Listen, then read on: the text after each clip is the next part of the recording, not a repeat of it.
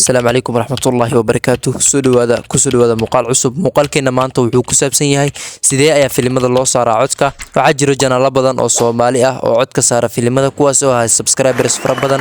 Muuqaalkeena maanta waxaan uga hadli doonaa sidee aad codka u saari kartaa filimada adigoo sameysanaya YouTube channel. Muuqaalkeena maanta ayaan kugu tusi doonaa nala joogla dhamaadka muuqaalka.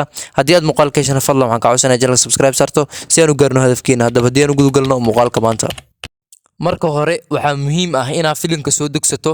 filimka waxaad ka helaysaa Facebook ayaad kusoo degsan kartaa. Facebook sideed ugu soo degsanaysaa koobi ayaad dhehaysaa oo Chrome ayaad kusoo degsanaysaa. Facebook download ayaad dhehaysaa. kabacdi kabkaad ayaad soo furanaysaa. kabkaad ayaa ugu wanaagsan.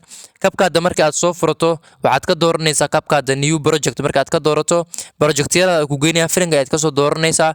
markaa filimka kasoo doorato kabacdi waxaad imaanaysaa kabkaada gudaheeda. markii aad imaado filimka ayaad qiimeynaysaa. filimka haddii uu yahay 16.9 series ayaad ku deynaysaa sababtoo ah YouTube-ka inta badan waxaa loo baahan yahay inuu yahay 16.9 inuu yahay ayaa loo baahan yahay. haddii aad YouTube rabin oo Facebook dhigi rabtana series ayaad ku deynaysaa. 16.9 marka aad ka dhigto waad soo yara dhaweynaysaa oo filimka waxaad leekeynaysaa shaashada aad leekeysiinaysaa. marka aad shaashada leekeysiiso waxaad qiimeynaysaa in uu yahay filimka mid aan caadi ahayn sababtoo ah inta badan dadka waxay fiiriyaan filmaanta aan caadiga ahayn orodka iyo cabsida waxa ah.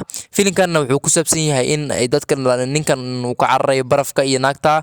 waad fiirinaysaa filimka intuu yahay intuu soconayo iyo waxyaabaha uu ka kooban yahay marka hore ogaanaysaa si aad u ogaato si aad u fasirto sababtoo ah marka aad fasirayso waxaad u baahan tahay inaad ogaato filimka wuxuu yahay. kabacdi qaybta dambe ee editka ayaad iska delete gareynaysaa. markaad qaybta iska delete gareyso inta badan waxaa muhiim ah inaad cod ka saarto. marka aad rabto waxaad ku dhufanaysaa qaybtay ku qoran tahay audio aad ku dhufanaysaa. waxaad kasii dooranaysaa qaybtay ku qoran tahay record marka kasii doorato codka ayaad duubaysaa. codka marka aad duubto hadda calaamadaas aad ujeedaan waa codka ayaa duumayo. codkan wuu duumayaa oo wuu socdaa. muhiimadana waxay tahay inaad codka iska qiimeyso. haddii uu yahay codkaada mid aan wanaagsaneyn waxaa jiro AI kuu fududeynayo qoraal ayaad ku dul qoraysaa. qoraalka markaad ku dul qorto qoraalka hoose ayaad u celinaysaa. kabacdi qoraalka ayaa cod kugu bedelaya. marka qoraalka markii uu cod kugu bedelo waxay ka caawinaysaa in aad ahaanna waad ku sameyn kartaa oo waxaa jira YouTuber badan oo filimada ay ahaan codkooda iyadoo ay usoo turjuntay ay soo geliyaan. balse waxaa muhiim ah codkaaga marka aad geliso si fiican ayaad u hubinaysaa oo codka si fiican ayaad iskaga duubaysaa. codka markaad si fiican iskaga duubto kor ayaad u qaadaysaa si dhageystayaasha ay ku raaxaystaan. waxaad iska dhigaysaa qof fasiraya filimka sababtoo ah filimka wuxuu u baahan yahay in inta badan si fiican loo fasiro ayuu u baahan yahay. fasiraadaasina waxay ka caawinaysaa inuu yahay filimka mid muhiim u ah qofka daawanaya markaasi aad dareenkiisa soo jiidato. subscribe-na ii saar midhays inta badan sababtoo ah waxaa loo baahan yahay inuu qofka filimka isaga soo jiito kabacdi isaga subscribe saaro. hadda sidaad u jeedaan filimka codkii ayaan duubayaa. codkaas aan duubayana hadhow waan hagaajin doonaa.